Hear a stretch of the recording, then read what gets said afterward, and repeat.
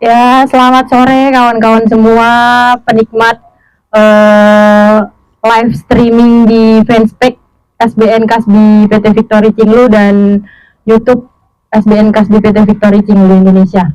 Ya, sore ini kita akan memulai ngobras atau ngobrol santai bersama kawan-kawan dari pengisi acara dari PPFSBN dan Sekretaris Umum FSBN. Oke, kita kenalkan dulu. Di sini ada dari Sekretaris Umum FSBN kawan Dimas dan pengurus Pusat Federasi Serikat Buruh Nusantara ada kawan Ocit atau Abdul Rosid yang bertemakan menuju upah 2024, akankah sesuai dengan harapan kaum buruh. Oke, sudah hampir di penghujung tahun untuk kembali kita membahas terkait upah, di mana upah ini untuk bisa mencukupi kehidupan kawan-kawan buruh dan juga keluarga. Tetapi seringkali pemerintah tidak memperhatikan itu dan tidak merespon apa yang sudah seringkali disuarakan oleh kaum buruh. Kenaikan upah yang seharusnya melihat dari survei KHL kini tidak lagi dijalankan. Pemerintah lebih memilih kenaikan upah dilihat dari inflasi daerah. Dan tidak hanya itu, semenjak Undang-Undang Cipta Kerja atau biasa didengar oleh sebutan Omnibus Law ditetapkan pada tahun 2020, banyak banget tuh gejolak perlawanan dari kaum buruh. Bukan begitu Bung Ocit, Bung Dimas? Yeah. Pasti Bung Ocit dan Bung Dimas di sini terlibat dalam aksi-aksi atau dalam penuntutan upah perlawanan terkait kaum buruh untuk menyuarakan penolakan terkait adanya Undang-Undang Cipta Kerja. Sudah sejauh mana sih kira-kira perlawanan kaum buruh untuk mencabut Undang-Undang Cipta Kerja yang sekarang sudah dijadikan Undang-Undang Nomor 6 Tahun 2003? Oke, saya dulu nih. Ya, Assalamualaikum warahmatullahi wabarakatuh. Perkenalkan, saya Dimas Satrio sebagai Sekretaris Umum Federasi Serikat Buruh Nusantara. Kalau kita bicara terkait Undang-Undang Cipta Kerja ya, atau yang tadi disampaikan sama Mbak Anggi, bahwa Undang-Undang Cipta Kerja ini mungkin dikenal oleh kalangan pekerja itu omnibus, kan seperti itu. Kalau saya ya Mbak, kalau saya lebih ke, kalau mendengar Undang-Undang Cipta Kerja ini lebih kepada perlawanan yang panjang gitu Mbak. Karena yang tadi kan Mbak Anggi sampaikan bahwa Undang-Undang Cipta Kerja ini kan awalnya itu dilahirkan di tahun 2020. Nah, sekarang sudah ada di hampir di penghujung bahkan ya, hampir di penghujung 2023, ya seluruh elemen gerakan buruh itu kan memang masih melakukan perlawanan. Begitu. Kalau kita lihat, kita tarik ke belakang di tahun 2020 itu, pertama kali itu adalah Undang-Undang Nomor 11 tahun 2020 tentang Cipta Kerja, yang di dalamnya ada 11 klaster gitu kan. Ada klaster ketenagakerjaan, kemudian ada klaster pendidikan, kesehatan, dan yang lain-lain gitu. Nah, kalau kita lihat dari 2020 itu sebenarnya tadi kan Mbak Anggi sampaikan gitu bahwa saya dengan Ocit terlibat dalam perlawanan penolakan undang-undang tersebut gitu. Memang iya, tapi kalau kita lihat di tahun 2020 itu memang ada beberapa kali ya gerakan dari rakyat itu yang cukup besar seperti itu. Dan perlu diketahui juga bahwa yang melakukan penolakan dan perlawanan itu bukan hanya dari sektor buruh saja gitu loh. Memang di tahun 2020 itu sampai dengan saat ini kawan-kawan dari mahasiswa, nelayan, miskin kota, ya kaum masyarakat adat, kemudian masyarakat yang lain gitu kan, yang rata-rata yang mayoritas adalah masyarakat menengah ke bawah, yang memang kalau kita bicara terkait undang-undang ini Mbak Anggi, kan kita sama-sama tahu nih gitu ya, bahwa undang-undang ini bukan hanya untuk menyasar atau berdampak kepada si kaum buruh saja atau kelas pekerja gitu. Kita ketahui bersama bahwa undang-undang ini berdampak kepada seluruh lapisan masyarakat, kan begitu. Nah, kalau kita bicara terkait kebijakan yang dikeluarkan pemerintah, yang nggak pernah berpihak ya kepada rakyatnya gitu loh. Harusnya kan ini adalah momentum di mana rakyat menunjukkan kan gitu loh penolakannya, ketidaksepahamannya dengan pemerintah hari ini yang memang tidak berpihak kepada rakyat. Kalau kita bicara terkait di awal di 2020 gitu ya. Nah kemudian setelah itu karena ada perlawanan, kemudian ada juga dari kelompok buruh yang mengajukan judicial review di Mahkamah Konstitusi. Nah setelah jalannya proses pengajuan judicial review ini kan akhirnya keluar putusan dari Mahkamah Konstitusi yaitu dinyatakan inkonstitusional gitu. Nah kenapa akhirnya pemerintah malah membuat Perpu nomor 2 ya Cid ya? Nomor 2 gitu kan. Nah ini kan sebenarnya kalau dari unsur akademisi, kemudian dari aktivis, kemudian juga dari pengamat-pengamat ini lucu gitu loh. Karena memang nggak nyambung gitu loh.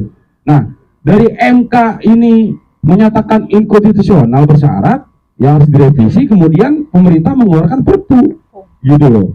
Nah ini lucu gitu loh, sehingga mengundang keanehan di kalangan rakyat gitu ya. Pastinya unsur akademisi itu sangat paham terkait itu gitu loh. Nah terus kemudian juga kita jalan lagi setelah Perpu itu akhirnya terbit kembali ya Undang-Undang Nomor 6 yang sekarang tahun 2023. Harusnya Perpunya itu justru harus mencabut Undang-Undang Omnibus Law, malah menjadi undang-undang yang baru. Iya. Gitu. Nah itu yang tadi saya sampaikan Cid. Jadi akhirnya di kalangan masyarakat ini menimbulkan keanehan ya, lelucon gitu loh, lelucon. Nah sekarang di 2023 semua elemen dari gerakan rakyat juga sedang masih melakukan perlawanannya terkait Omnibus Law ini gitu loh.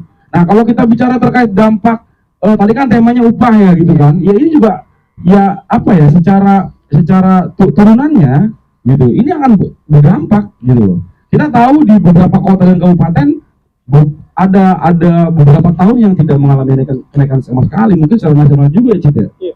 Secara nasional gitu, mungkin nanti wajib bisa tambahkan lah. Jadi intinya kalau terkait perlawanan kita di Omnibus Law ini sampai dengan 2023 ini ya kita masih melakukan perlawanan, dan sampai kapanpun ketika memang undang-undang itu tetap dipaksakan ya kita akan tetap melakukan perlawanan, karena memang ini untuk maslahat ataupun kehidupan kaum buruh dan juga masyarakat Indonesia ke depan, begitu kalau dari saya. Mungkin Ocit mau tambahkan. Ya, ini menarik gitu. Kalau kita ngomongin Undang-Undang Cipta Kerja atau Omnibus Law, secara historis kan kita tahu dari 2019 sudah disampaikan sebenarnya kan oleh Presiden waktu itu.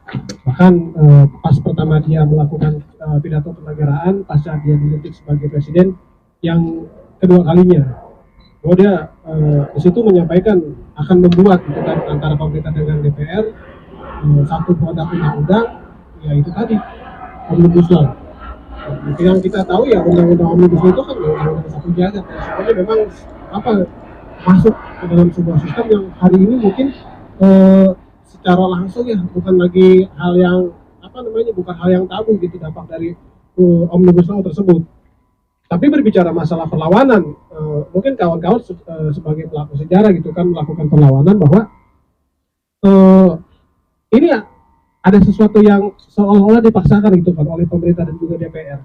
Kita ingat pandemi kemarin yang seharusnya juga DPR memikirkan kita sebagai rakyat, di mana semuanya juga terdampak oleh COVID-19, tapi DPR dan juga pemerintah sama sekali tidak menghiraukan apa yang menjadi tuntutan waktu itu masyarakat secara luas. Karena berbicara masalah Omnibus Law, ngomongin kebijakan yang memang menyangkut terhadap hajat hidup orang banyak, tapi secara pembahasannya itu tidak melibatkan rakyat secara penuh. Gitu. Dan akhirnya berdampak luas, yang justru di 2019 ini kan momentumnya memang pas baru-barunya gitu kan, Joko Widodo ini memimpin. Dan akhirnya dia memaksa gitu, gimana caranya Omnibus Law ini, ya boleh dibilang kalau misalkan kita bilang mungkin ini undang-undang titipan gitu kan, ini juga bukan sesuatu yang mustahil gitu, karena memang sangat dipaksakan. Curiganya ke situ gitu ya? Ya ke situ lah, apalagi kalau misalkan bukan itu. Dan yang berbicara yang lebih tidak, kalau misalkan kita bilang tidak manusiawi sih mungkin ini juga berlebihan, tapi memang ini yang dirasakan. Artinya apa? Pada posisi kita dalam menghadapi pandemi waktu itu, seharusnya kan pemerintah dan DPR itu fokus gimana caranya melindungi rakyatnya. Tetapi dia memaksakan tetap membahas undang-undang Omnibus Law waktu itu, gimana caranya menjadi undang-undang. Masuk. Dia tetap memaksa gitu kan dalam situasi pandemi di mana kita dipaksa untuk melakukan yang namanya PSBB lah, jaga jarak dan sebagainya, social distancing dan lain sebagainya, tapi DPR tetap melakukan rapat-rapat, dan itu pun rapatnya dilakukan secara virtual gitu. Gimana nggak heran gitu kan, ngomongin kepentingan orang banyak tapi dalam kondisi ya katakanlah kita darurat kesehatan waktu itu kan, seharusnya yang dipikir itu gimana caranya masyarakat ini kan terlindungi, terjamin terhadap kesehatannya. Tapi di sisi lain juga ada beberapa gerakan-gerakan yang melakukan perlawanan karena situasinya lagi pandemi, dengan alasan dia melanggar PSBB, banyak yang dikriminalisasi gitu. Jadi kita dipaksa untuk sehat, tapi kita juga dipaksa dihadapkan dengan kondisi yang ini sangat mengancam. Dan hari ini ya sudah terjawab gitu. Meskipun memang ya kita mengetahui gitu kan, yang putusan terakhir yang disampaikan oleh kawan-kawan yang melakukan judicial review di MK. Memang hari ini mau seperti apa juga kita belum tahu. Tapi harapannya adalah yang undang-undang nomor 11 nomor 6 sekali ya. Yang tadinya kan nomor 11 kan udah berkali-kali tadi kan disampaikan sebenarnya kan sudah dinyatakan cacat permanen kan, inkonstitusional bersyarat, yang seharusnya ya sudah itu kan jangan lagi diteruskan, tapi memang dikasih kesempatan kan untuk diperbaiki. Nah akhirnya kan karena mungkin itu dinyatakan cacat bersyarat, dia mencari cara. Ingat nggak waktu dia pemerintah itu memaksakan revisi tentang undang-undang P3? Ya benar. Kan dia tetap memaksa untuk revisi itu karena dia mengkhawatirkan kalaupun memang tidak ada revisi dari undang-undang P3 tersebut, tetap itu akan dinyatakan cacat permanen. Jadi dari pengaman mereka gitu ya. Pengaman mereka. Tapi akhirnya kan itu juga tidak tidak memenuhi ekspektasi pemerintah, hingga akhirnya kan dikeluarkanlah Perpu yang waktu itu. Seharusnya kan kalau ngomongin Perpu itu kan Perpu nomor 2 tahun 2020 gitu kan. Harapan kita memang waktu itu kan pemerintah mengeluarkan Perpu. Jokowi itu kan mengeluarkan Perpu. Perpunya itu justru harusnya mencabut. Kan? Harusnya mencabut, tapi dia mengeluarkan Perpu yang copy paste dari Undang-Undang Cipta Kerja tersebut. Enggak ada bedanya. Cuman dipindahin doang ya. Cuma namanya doang. Ganti cover jadi Perpu. Nah, dari Perpu akhirnya kan dipaksa gimana caranya Perpu ini kan selesai menjadi undang-undang, sampai mungkin dia punya agenda khusus gitu kan sebagai presiden. Nah, akhirnya kan memaksakan sampai hari ini. Ya meskipun secara regulasi kita tahu kan itu menjadi perdebatan. Belum sah lah dikatakan sebagai undang-undang waktu itu. Cuman regulasinya belum jadi, tapi praktek-prakteknya kan sudah banyak dilakukan.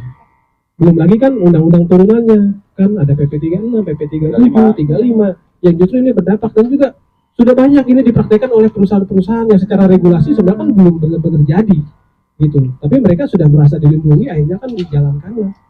Karena banyak gitu kan dari instansi pemerintah, mulai dari kita melakukan mediasi di Dinas Tenaga Kerja pun yang digunakan ya undang-undang Cipta Kerja. Itu bahkan di tingkatan pengadilan hubungan industrial pun itu yang sekarang memang kita masih fokus itu kan menanti putusan dari Mahkamah Konstitusi, judicial review kedua lah katakanlah ya, Undang-Undang 11 tahun 2020 ini. Tapi tetap secara regulasi memang itu sudah berjalan di semua banyak perusahaan. Itu dampaknya banyak lah, tahun-tahun juga tahu.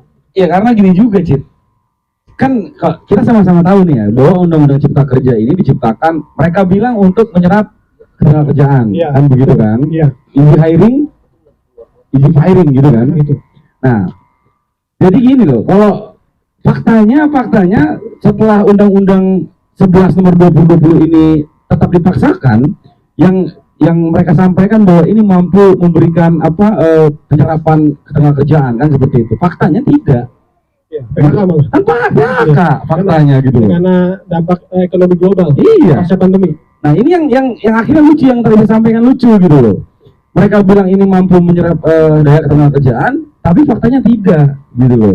Sebenarnya sebelum Undang-Undang nomor 11 tahun 2020 ini yang sekarang nomor 6 ya, Undang-Undang nomor 6 ini dilahirkan, kan masih banyak juga Mbak Anggi. Ya sama-sama tahu lah kita. Di beberapa kota dan kabupaten secara nasional ini kan masih banyak pengusaha-pengusaha yang nakal yang tidak menjalankan normatif, tapi kan tidak ditindak tegas juga. Nah kemudian muncullah atau lahirlah si Undang-Undang nomor 11 ini di tahun 2020, yang mungkin pada saat itu Presiden menyampaikan bahwa ini terkait laju investasi kan begitu kan. Nah sebenarnya kan kalau di kita di kelas pekerja gitu ya, di kaum buruh, kalau misalkan memang mau ada investor asing yang menanamkan modalnya atau memutarkan modalnya di negara kita ini, kita nggak masalah. Tapi yang jadi permasalahannya, gitu kan, yang jadi permasalahannya kenapa hak dari si buruhnya yang terus didegradasi kan begitu. Ya. Nah, pemerintah ini seakan memberikan karpet merah terus nih ke investor, gitu loh. Ya walaupun memang secara penolakan pasti ada banyak beberapa elemen gerakan yang menolak itu gitu, maksudnya terkait investor asing ini gitu kan. Ya. Gitu. Nah, tapi ini yang menjadi pertanyaan besar di masyarakat, kenapa pemerintah gitu ya memberikan karpet merah tapi dengan tumbalnya adalah si pekerja sendiri itu gitu loh. Jadi setiap tahun ke tahun bukannya peningkatan kualitas terhadap undang-undang ketenagakerjaan malah downgrade, kan begitu Cik? Ya nggak Bagi? Iya. Itu kan dirasakan sama kita semua gitu loh. Nah itu nyatanya seperti itu Omnibus Law, ya nggak Cik? Iya, karena kalau ngomongin undang-undang tenaga kerja khususnya tadi itu emang sangat sensitif. Kita ingat di zamannya waktu itu menterinya Pak Hanif Bakiri, Ya. kan ada waktu itu isu tentang revisi undang-undang tenaga kerjaan. Yang kalau misalkan kawan-kawan ingat waktu itu kita penolakan di 2019 itu bareng dengan peringatan Hari Tani Nasional. Dan memang tuh 2019 itu memang udah pecah banget lah. Ya. Ya, kita pikir revisi itu kan berkaitan juga dengan revisi RKUHP kan. Ya, waktu betul. itu. Cuma kan kita berpikir setelah RKUHP tidak diteruskan gitu dan termasuk ada pembahasan revisi undang-undang ketenagakerjaan, kita sudah senang kan waktu itu.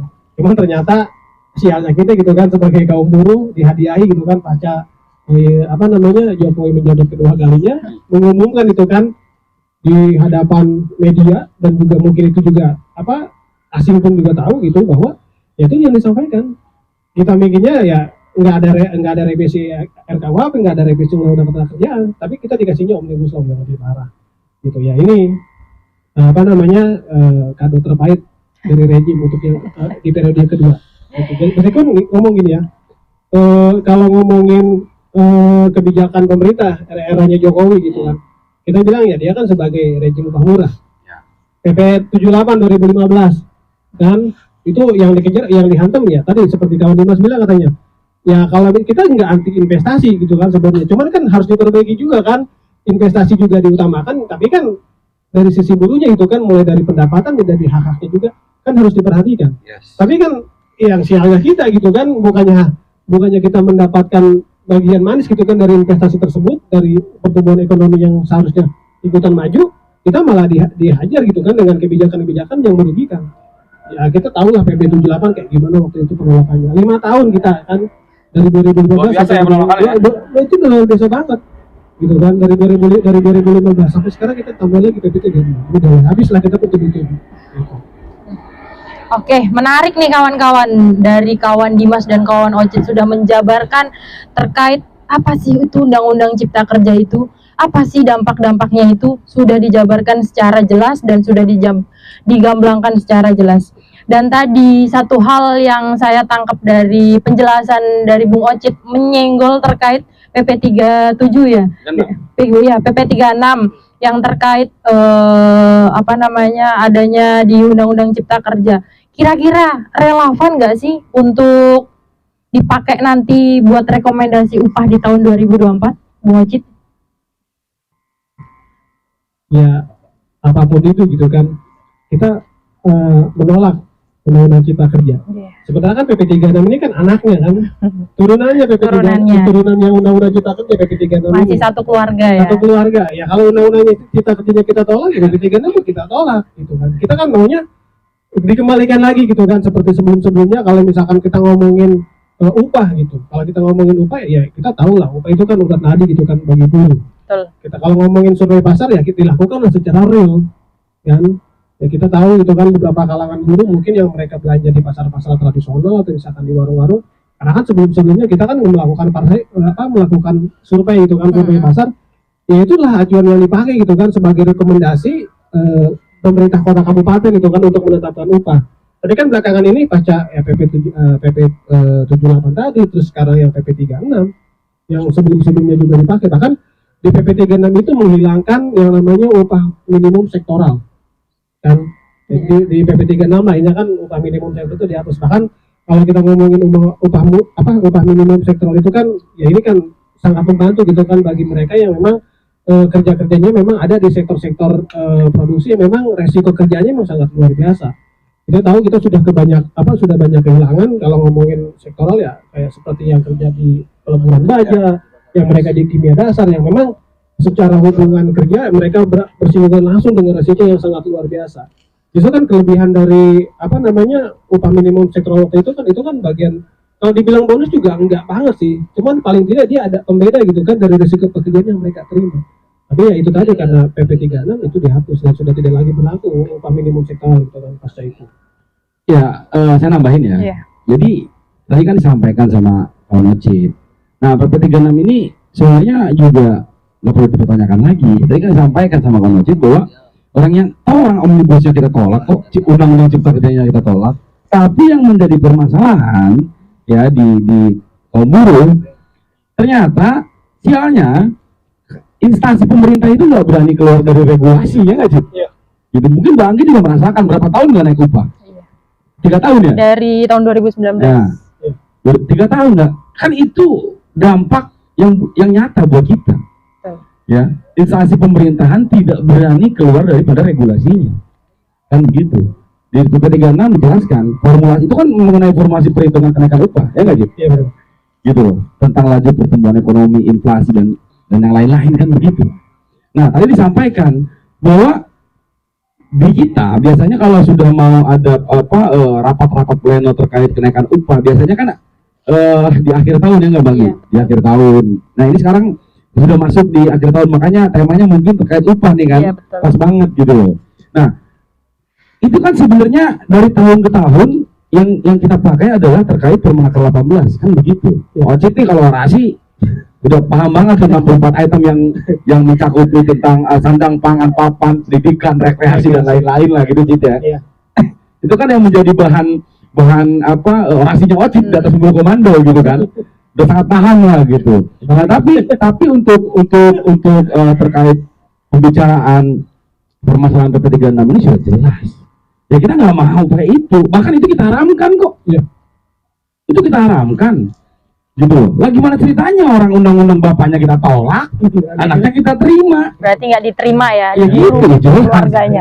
Sialnya, instansi pemerintahan nggak berani keluar daripada regulasi, padahal ada banyak lembaga-lembaga strategis yang membicarakan terkait upah. Iya. Gitu loh, yang memang keterlibatannya bukan hanya dari unsur pemerintah saja, unsur akademisi, Apindo, gitu kan, ada juga dari unsur buruh, gitu. Nah, cuman sialnya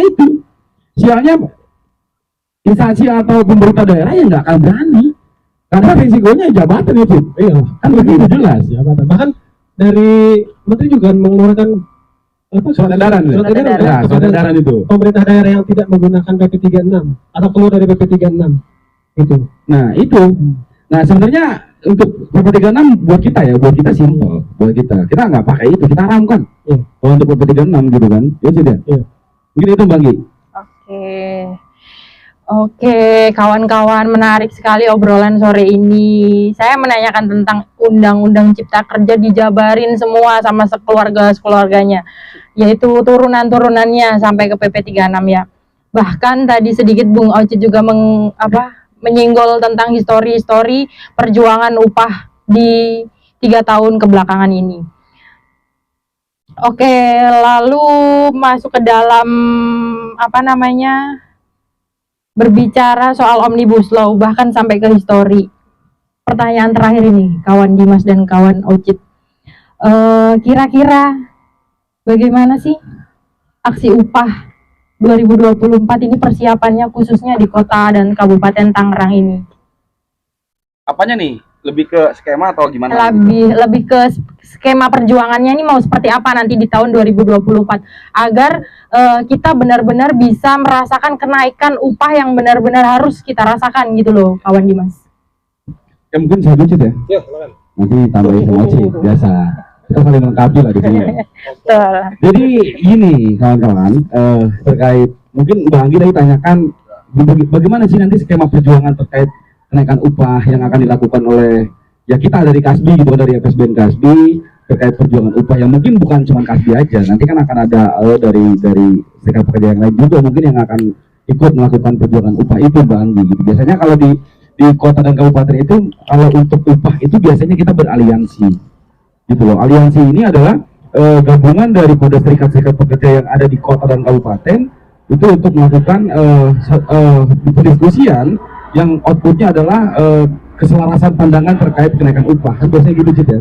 Dan ya, saya mau jelaskan juga sebenarnya kalau upah ini karena tadi kan saya sebut aliansi gitu. Iya. Bang Anggi bilang Kota dan Kabupaten Tangerang gitu. Sebenarnya kalau kita skupnya lebih luas, kalau sudah aliansi biasanya kita provinsi Bang Anggi, Sebanten gitu loh.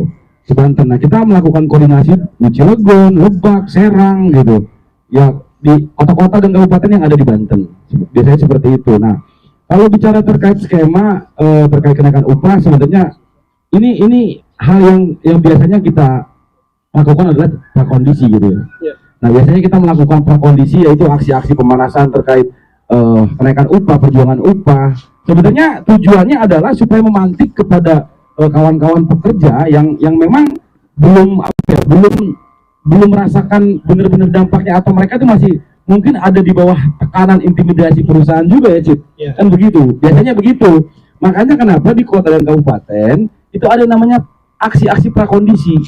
Ya, Sebenarnya tujuannya untuk menggelembungkan aksi massa kan kayak gitu kan. Cip, ya? Aksi status juga bisa kita Iya. pembagian selebaran gitu kan, mengajak itu kepada semua kalangan bahwa ya ngomongin perjuangan dari tahun ke tahun, kalau ngomongin upah juga ya meskipun mereka sebagai buruh yang merasakan kenaikan itu tidak berpikir bahwa hanya berpikir bahwa ya ini sudah menjadi hak mereka, jadi naik gitu kan, harus naik.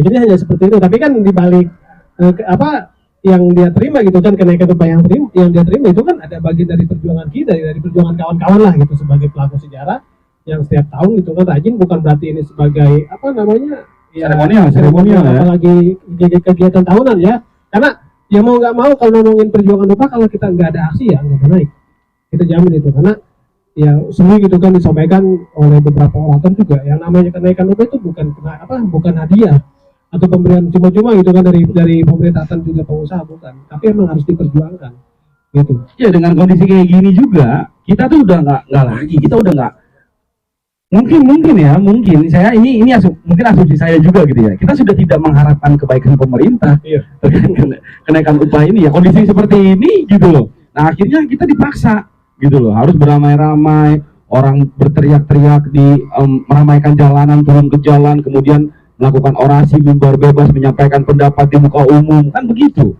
Nah kalau kita bicara terkait kembali lagi kepada skema atau bagaimana sih perlawanan kita di 2024, saya gini, biasanya kan kalau untuk perlawanan konkretnya ya Bang, perlawanan pastinya itu kita tetap aja nih, kita nunggu juga, ngintip juga dari Dewan Pengupahan Nasional, kan ada ya Dewan Pengupahan Nasional yang mereka sebenarnya lebih pusatnya di sana, membicarakan terkait formulasi apa sih yang akan digunakan di tahun nanti. Kita kan belum tahu nih, ya gitu loh. Kalau bicara tadi Bang bicara PP 36, gas kita tolak.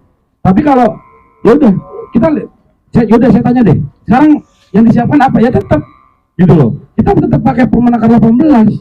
Nah Permenaker 18 ini yang diatur sebanyak 64 item itu, Cid paham dari saya bilang, ini kan buat buruh lajang ya Cid. Iya. Ya nggak? Ini hanya untuk buruh lajang Yang gitu itu loh. hitung satu. Nah itu. Nah sebenarnya tadi kan Cid sampaikan di awal bahwa kita sering melakukan survei pasar. Nah sebenarnya untuk di 2024 ini memang kami dari FSBN Kasbi pun juga sedang melakukan kajian secara komprehensif atau secara menyeluruh, kajian yang luas, apa strategi dan taktik kita untuk perlawanan di tahun 2024 ini. Karena memang untuk 2024 ini kita memang harus memiliki satu kajian yang benar-benar secara luas, yang memperkaya memperkaya literatur ya, juga terkait strategi dan taktik gitu loh. Karena nggak bisa juga, oke kita pakai Permenaker 18, kita pakai itu. Tapi kan bisa aja, sah-sah aja dong. Ternyata kita nggak perlu survei pasar, kita survei angka real. Misalkan kita surveinya nggak usah ke pasar, tapi ke warung-warung swalayan yang memang benar-benar kesehariannya buruh belajarnya di sana, gitu loh. Dan kita membeli kebutuhan pokok itu gitu loh. Bener-bener mempraktekkan belanja itu ya. Iya, kan harganya real. Gitu. Karena nggak mungkin juga kita belajar ke pasar induk ya. Iya, nggak semua. Iya, kan harga realnya di sana gitu loh. Tapi selain itu kita juga harus memperkaya pengetahuan kita. Ya sambil kita nunggu lah gitu kan. Kita nggak mengharapkan kebaikan, udah mustahil kalau kebaikan Bang gitu loh. Ya. Tapi yang jelas kita sebagai kaum buruh yang menjadi motor pergerakan di perjuangan apapun gitu ya, dia harus melakukan sesuatu yang luar biasa gitu loh. Karena kalau cuma Permenaker 18 doang, gitu ya. Kita antisipasinya ya pemerintah kan kalau masih PP36 kita mohon maaf bapak-bapak, ibu-ibu, karena kita harus tetap tegak lurus terhadap peraturan pusat, begitu lagi aja sih. Iya, Ya enggak? yang parahnya lagi nih, tadi kalau ngomongin PP36 ya kenaikan 2023 lah yang sekarang. Ya meskipun memang kemarin agak sedikit keluar dari PP36 Ya. karena ada situasi ekonomi yang memang agak membaik gitu kan pasca pandemi. Itu agak keluar di PP36. Cuman tapi dibatasi dan permasalahan yang serius adalah ketika sudah masuk implementasi di perusahaan. Ya. Ini yang kasihan yang mereka memang kalau dia punya serikat buruh dan pengurus serikat buruhnya kuat gitu kan untuk melakukan negosiasi dengan manajemen, mungkin bisa ada kemungkinan menang. Cuman ya itu tadi masalahnya ketika upahnya sudah lebih tinggi gitu kan dari PP36 tersebut, dan mau nggak mau kan yang kita kejar apa coba soal susunan struktur skala upah.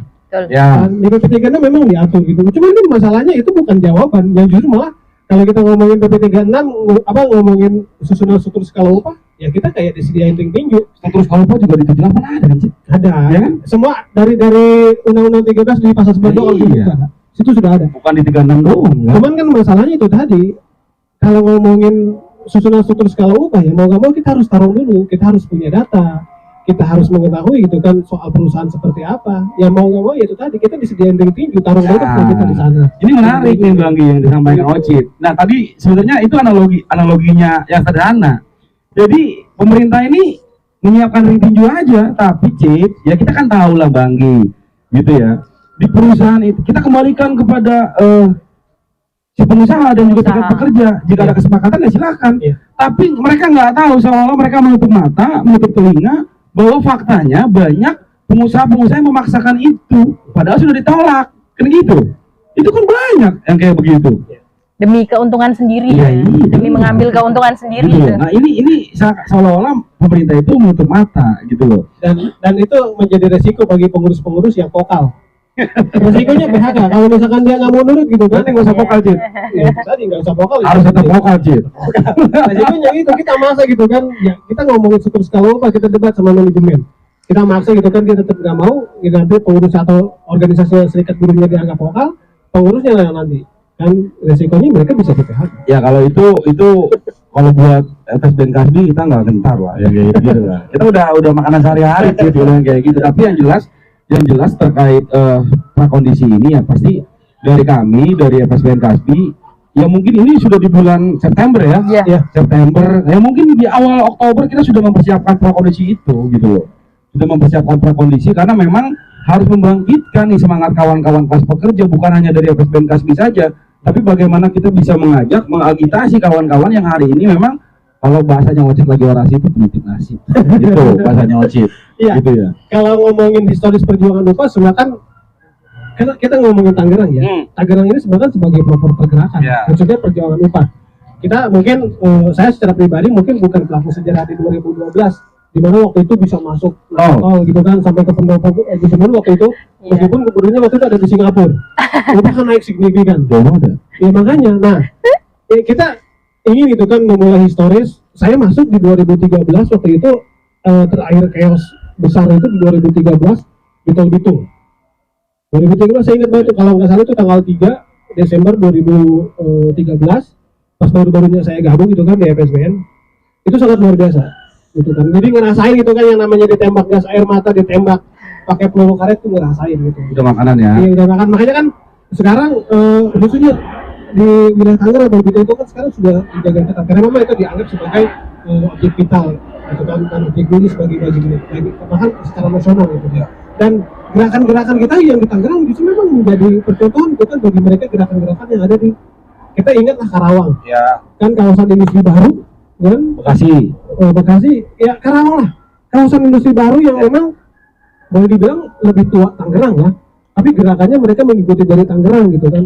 Dan sekarang dia leading soal upah paling tinggi secara nasional itu kan. Sebelumnya kan memang kita tahu Kabupaten dan Kota Bekasi kan 2022, sekarang dia leading. Sebenarnya itu terkait leading juga ya Bang Gi itu ya kita informasi aja gitu ya. Sebenarnya dari dulu itu kita dengan Karawang nggak jauh-jauh banget sih kan, nggak jauh-jauh banget. Nah sekarang ini udah jomplang. Makanya tadi Ocit bilang leading gitu loh.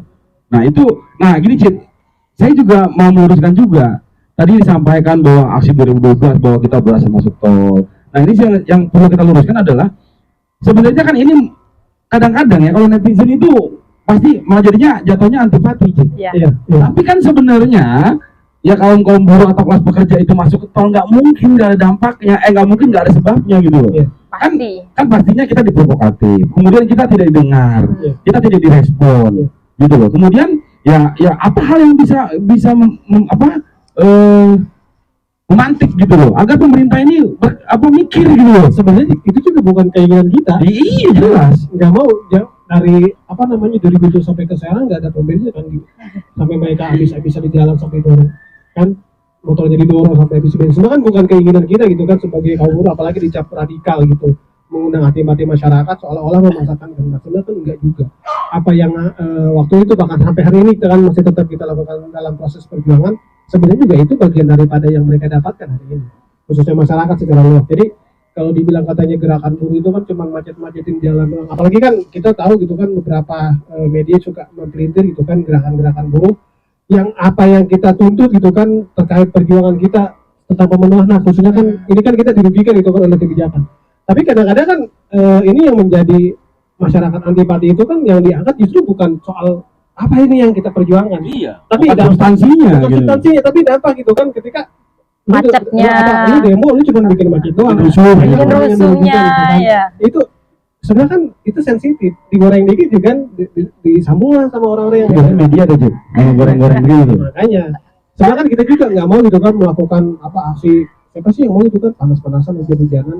Kalau dibilang nggak waras gitu kan nggak mungkin, cuman kan kita juga nggak mau gitu kan tanpa perlawanan ketika ada momentum kenaikan upah kita tidak melakukan aksi, karena kan kita tahu hasilnya gitu kan dari putusan pemerintah itu sendiri itu tidak berpihak kepada kita gitu kan. Khususnya kan momentum upah 2024 nih kita sudah tolak, itu kita undang-undang cipta kerjanya otomatis PP 36 juga udah nggak relevan dong untuk digunakan.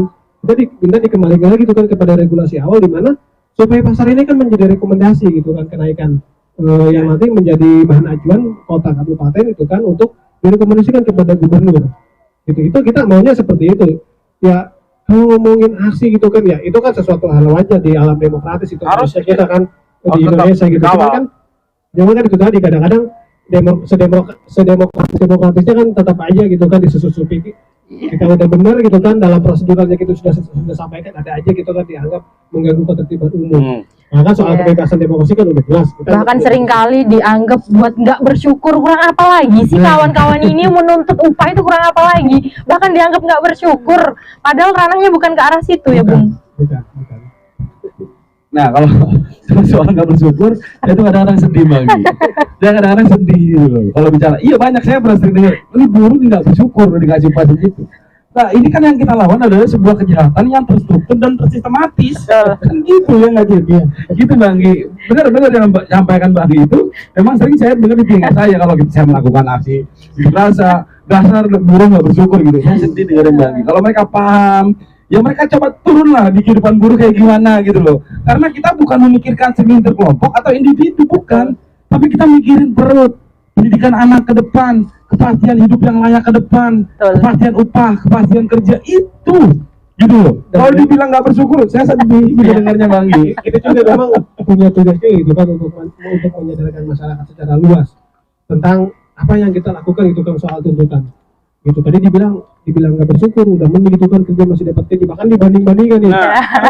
Dibandingin gua nih nggak kerja nggak ada penghasilan tuh kan udah. Dibanding saya yang gajinya cuma 800 biasanya ada aja ya seperti itu. Kalau ngomongin perbaikan nasib siapa sih nggak mau berubah gitu kan? Betul. Cuma mungkin mereka tidak memahami gitu kan. Di Al-Quran juga ada, Cit. Iya, tahu gitu kan tidak akan berubah nasib suatu kaum kan. Iya kan? Kalau Iya. bukan kamu itu sendiri yang berubah. Cuma kan Iya. kalau kita ngomong gitu kan katanya nggak ketinggian gitu kan ngomongin padahal kan ya ini kan cuma perkara nasib gitu kan, kita nggak ngomongin tahlil ya udah kita lillahi ta'ala gitu kan, terima nggak bisa berubah. Tapi kan kalau ngomongin nasib selama kita mau gitu kan untuk itu ya kenapa enggak gitu kan, ini kan bagian daripada ibadah juga sih sebenarnya. Iya. Cuma kan kita nggak mau memang sifat dan antipati dari masyarakat itu terdampak gitu kan, hingga akhirnya ini mengurangi respon dari mereka bahwa gerakan kita ini kan hanya sebatas menghambur-hamburkan uang lah, nggak bersyukur lah, macet-macetin dan sebagainya gitu. Tapi kita ini menjadi tugas kita bersama itu kan untuk memberikan penyegaran juga terhadap Wajib masyarakat, melawan. gitu ya. Oke, kalau seperti Tapi itu. tetap PPT genap kita tolak. Ya, Haram, oke. haram. Berarti semua keluarganya Undang-Undang Iya. Cipta Kerja kita tolak kawan-kawan semua. Oke, sekarang udah masuk ke sesi akhir ya. Kita semua juga sudah jelas terkait nanti ke depannya tentang prakondisi ataupun tentang perjuangan-perjuangan upah di tahun 2024. Kita sudah dijabarkan semua oleh Bung Ocit dan Bung Dimas. Dan sekarang satu lagi kawan-kawan. Sebelum kita mengakhiri, sebelum kita menutup, boleh saya meminta Bung Ocit atau dan Bung Dimas menyampaikan pesan perjuangannya dong terkait perjuangan upah di 2024 yang bisa membangkitkan semangat kawan-kawan di sini, bukan hanya anggota Konfederasi Kasbi saja, tapi buruh-buruh di luar sana. Gimana? Saya juga. Ya, kalau dari saya sih, saya mau menyampaikan gini kepada kawan-kawan terkhusus di kelas pekerja ya di Provinsi Banten. Untuk perjuangan di upah tahun 2024 ini mari kita kawal bareng-bareng. Jangan lagi ada perbedaan ya. Karena walaupun digaungkan itu tidak berbeda logo, warna dan segala macam yang sudah itu lupakan bahwa kepentingan ini kepentingan bersama ya. Kepentingan bersama, dan saya sampaikan, yang mau saya sampaikan adalah kawan-kawan yang pada saat kita melakukan perjuangan yang masih bercucuran keringat di balik tembok produksi. Nah, itu yang saya sedih gitu loh. Harusnya kita turun bersama, kita melakukan perlawanan bersama, kita melakukan pengawalan bersama untuk kebutuhan ya kita sendiri. Oke, hari ini kita aksi kepanasan, kehujanan gitu kan. Kalau kita takut itu gitu loh, ke depan yang akan menghantam kita adalah kemiskinan dan juga kelaparan. Gitu loh. Jadi sudah tidak ada lagi alasan apapun, tidak perlu kawan-kawan memikirkan terkait panas, hujan dan segala macamnya ataupun resikonya dalam perjuangan itu. Mari kita pikul bareng-bareng untuk kebutuhan kita, gitu loh, untuk hidup kita, keluarga kita, untuk kepastian hidup layak kita ke depan, untuk penataan hidup yang lebih baik lagi ke depan. Bagaimana anak-anak kita bisa pendidikan tinggi, bagaimana kita bisa bertahan hidup atau survive, kan itu gitu loh. Ya intinya sih seperti itu aja, supaya kita bagaimana bisa memaksimalkan melakukan perlawanan untuk kenaikan upah di 2024. Mungkin itu dari saya, Cip. Mungkin tambah dari Ocit. Itu udah lengkap padat. Tapi Lagi kita aja. iya. Ya kalau saya sih lebih meminta gitu kan, sudah saatnya begitu sadar itu kan. Jadi kita kalau ngomongin perbedaan organisasi ya wajar gitu kan, dengan di alam demokrasi sekarang ini kan banyak organisasi, multi organisasi itu wajar. Tapi tujuan kita satu, kita kan ngomongin perjuangan upah 2024, kita punya misi yang sama. Bagaimana caranya upah 2024 ini kan bisa layak bagi kita sebagai kaum buruh, khususnya di wilayah Kabupaten Tangerang, Kota Tangerang, seprovinsi Banten. Kita mengajak gitu kan kepada kawan-kawan gerakan, baik itu yang satu organisasi dengan kita ataupun dengan yang berbeda dengan organisasi dengan kita berharap itu kan kesadaran. Naiknya juga harus layak. Iya, harus signifikan kenaikannya. Iya, jelas. Kita harus leading. Jangan ditahan lagi, Cid. Kan Iya. biasanya nggak boleh lebih dari 10%. Iya, kita harus leading. Ya makanya kan ini kita punya upaya gitu kan, memberikan penjagaan juga kepada kaum buruh, khususnya di wilayah Tangerang, seprovinsi Banten. Itu sih. Oke, terima kasih kawan-kawan. Di akhir obrolan santai kita luar biasa. Narasumber kita cukup luar biasa. Tadi sudah menyampaikan bahwa dari awal obrolan terkait Undang-Undang Cipta Kerja dan sampai dengan prakondisi nantinya yang akan kita jalankan itu seperti apa. Harapannya kawan-kawan di luaran sana, kawan-kawan buruh di luaran sana, selain daripada anggota Konfederasi Kasbi, ayolah, marilah kita bergabung agar kedepannya upah di tahun 2024 itu bisa naik. Karena upah di tahun 2024 jika kita bisa naik, nggak cuman anggota Konfederasi Kasbi saja yang merasakan kenaikannya, tapi seluruh kawan-kawan buruh di luaran sana. Oke, terima kasih atas kehadirannya Bung Ocit dan Bung Dimas. Saya selaku moderator akan menutup obrolan santai sore ini. Wabillahi taufiq walhidayah. Wassalamualaikum warahmatullahi wabarakatuh. Waalaikumsalam.